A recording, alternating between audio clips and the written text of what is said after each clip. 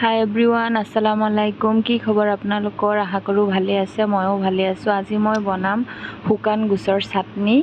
এয়া মই শুকান গুছকেইটা টুকুৰা টুকুৰ কৰি কাটি ল'লোঁ, লৈ পেলাই এনেকৈ কেৰাহীত দি দিলোঁ। এতিয়া ভালকৈ ভাজি ল'ম। আৰু ইয়াত লৈছিলোঁ কেঁচা জলকীয়া, নহৰু। এনেকৈ লৰাই লৰাই ভালকৈ ভাজি ল'ব লাগিব, নহ'লে পুৰি যাব। কিছুমানে আকৌ তেল দিও ভাজে, তেল দি ভাজিলে গুছখিনি খৰখৰীয়া হৈ যায়। সেইবাবে মই শুকানকৈ ভাজোঁ। এনেকৈ শুকানকৈ ভাজি অলপ সময় পানীত তিয়াই থ'ম। এনেকৈ শুকানকৈ ভাজি চাটনিটো বনালে খাবলৈ খুবেই সোৱাদ লগা হয়। আৰু এয়া মই জলকীয়াকেইটাও ভাজি লৈ আছোঁ।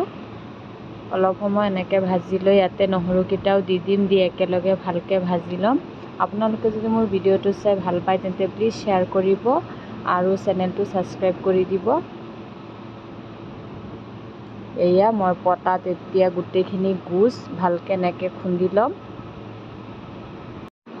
আপোনালোকে মিক্সিতো দিব পাৰে, কিন্তু মিক্সিত দিয়াতকৈ পটাত এনেকৈ খুন্দি ল'লে চাটনিটো বেছি টেষ্টি হয়। আৰু মই ইয়াত নহৰু, পিঁয়াজ, নিমখ এনেকৈ দি পিচি ল'লোঁ আৰু আদা অলপ দি পিচি ল'লোঁ আৰু দি দিলোঁ কেঁচা পিঁয়াজ।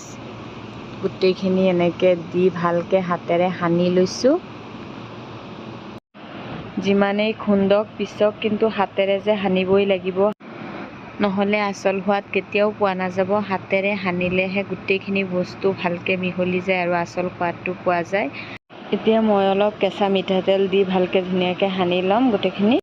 কাৰ কাৰ লোভ লাগিছে বাৰু কমেণ্ট কৰি জনাবচোন। আপোনালোকেও এনেকৈ মোৰ ষ্টাইলত এবাৰ বনাই খাই চাব, কিমান tasty. Bye bye, Allah Hafiz.